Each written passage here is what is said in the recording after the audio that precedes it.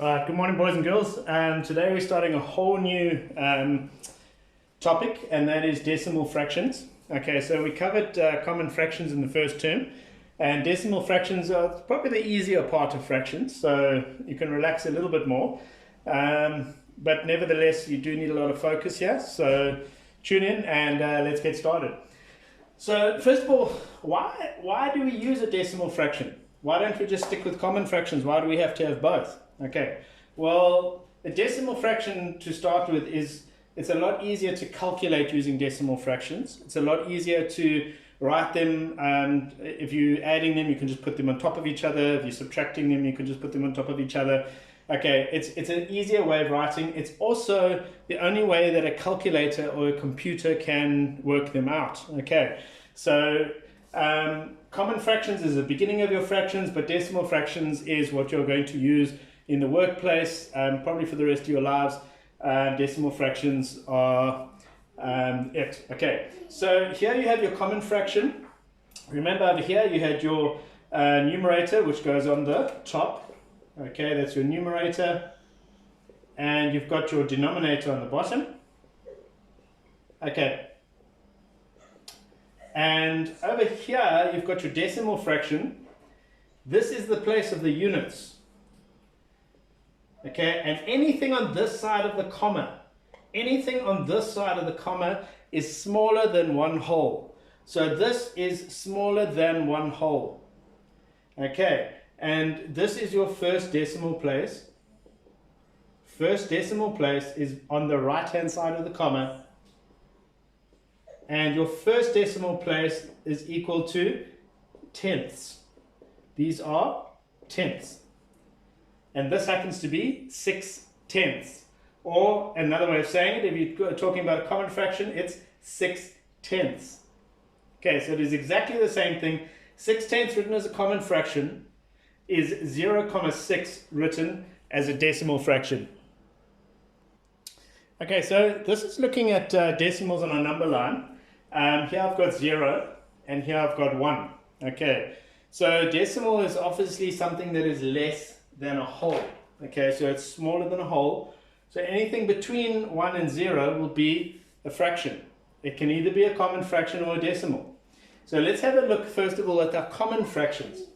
Okay, common fractions, we've divided this into 10. So there are 10 spaces between 0 and 1. Okay, so these are going to be tenths. Okay, this will be 1/10. This will be 2/10. 3/10, 4/10, 5/10, 6/10, 7/10, 8/10, 9/10. Okay, and the next one is 10/10, or it is also equal to 1 whole. Okay. The other way to write this is now a common fraction. Okay, or we can write it as a decimal fraction. So this can be 1/10, 2/10, 3/10, 4/10, 5/10, 6/10, 7/10, 8/10, 9/10, and 1 whole. Okay, or it can be 0,1 or 0,2, 0,3, 0,4, 0,5, 0,6, 0,7, 0,8, and 0,9. Okay, and that is how you show a decimal on a number line. Okay, so how do we fit decimals into place value, into a place value chart? So here I've got hundreds, okay, tens and units. So let's say, for example, I had a number that was 123, okay. They are all whole numbers, so they are not fractions, they are whole numbers.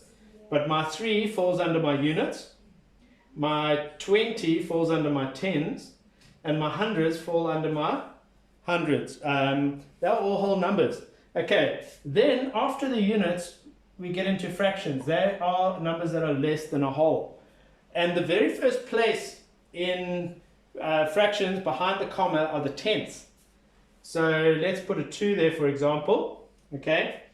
And then let's put a 3 under the hundredths and a 4 under the thousandths. Okay, remember, when we talk fractions, there are tenths, hundredths, thousandths. Okay, that is their surname. They have th at the end of the name. Okay, so this is a whole number. This 100, so let's say 123, 234. If we had to break that down into expanded notation, we could write it like this. We could say that is equal to the 1 is under the hundreds, so it's 100. Okay. The 2 is under the tens, it's 20. So we can say 100 plus 20. Because the 2 is in the tens column, it gets 10. Okay. The 3 is under what column? It's under the units column, so we can say plus 3. Right, you following so far? Then the next number we're going to look at is comma 2. Comma 2 is in the tenth column. Okay, so we're going to say plus, it's in the first decimal place, so it's 0, 2. It's in the tenth column, so it's plus 0, 2. Then we're going to add the next number. This is in the hundredths column, so we're going to say plus 0, skip a place because that's the tenths column, and it goes into the next place, which is the hundredths column. Then we're going to add the next number, which is a 4, and it's in the thousandths column. So there's the comma here, then it's 1 place, 2 place, 3 places. So there's a comma, 1 place, 2 place, 3 places. That is a thousandth. So 123,234 is equal to 100 plus 20 plus 3 plus 0, 2 plus 0, 03 plus 0, 004. Okay, then there's another way to write this. I'm going to just use this little section up here at the top. Okay, I can write it as, rather than decimal fractions, I could actually write it in expanded notation using common fractions. And in that case, I could say it is equal to 100. Okay, 100 stays 100 because it's a whole number. Plus 20, it stays as a whole number. Plus 3, that's a whole number. Okay, stays just the same. Plus 2 tenths. We could write it, let's write it as a common fraction. We're going to say plus 2 tenths plus 3 100ths plus 4 thousandths. 4 1,000ths. Okay, that is exactly the same. This is expanded notation using common fractions. This is expanded notation using decimal fractions. Okay, so you can see if you want to change, in fact, I'm going to show you how to do this, but that is showing the place value of a number where your comma is. Your comma is after the units. After that, anything smaller than a unit becomes a fraction, and therefore it can be a decimal or a common fraction. In this case, this is where the numbers fit in the place value. This is how to do expanded notation using decimals. Okay guys, now I'm going to show you how to change a common fraction into a decimal fraction. Right, the golden rule is, in order to change a common fraction to a decimal fraction, it has to have a denominator. That's the number on the bottom. It has to have a denominator of 10.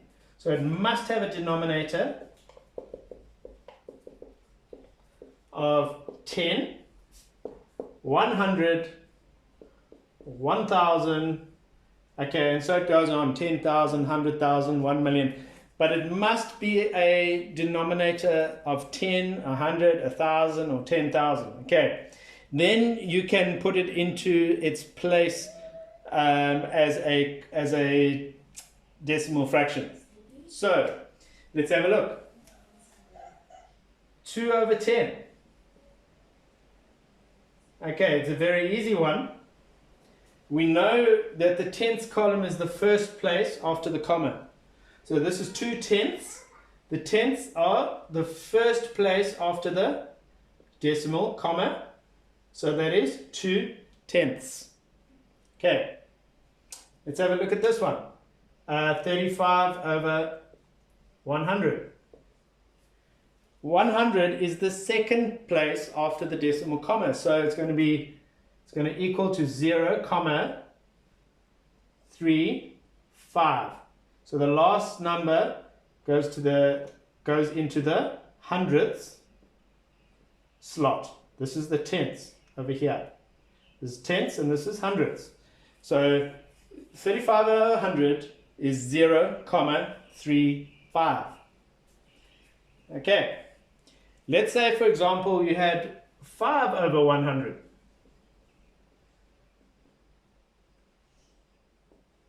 The 5 is going to go into the hundredths place. So you have to put a little placeholder in there and then put your 5 in, and the 5 is going to go in the hundredths place. That is 5 hundredths. Right, now what do we do if we don't have a denominator of 10, 100 or 1,000? Okay, what are we going to do then? Okay, so let me just get this stuff off. Okay, let's say, for example, I've got a fraction that is, let's say, 4 over 5. Now your denominator is not 10, it's 5. You cannot change it directly into a decimal. What I have to do first is I have to change my denominator into a 10, 100 or 1,000 so that I can change it into a decimal. So what can I change this into? Can I change it into a 10? Yes. What do I do to it to change it into a 10? I'm going to times it by 2. And that will give me a denominator of 10. Golden rule with converting fractions. Whatever I do to the bottom, I have to do to the top. I times 5 by 2, so I'm going to times 4 by 2.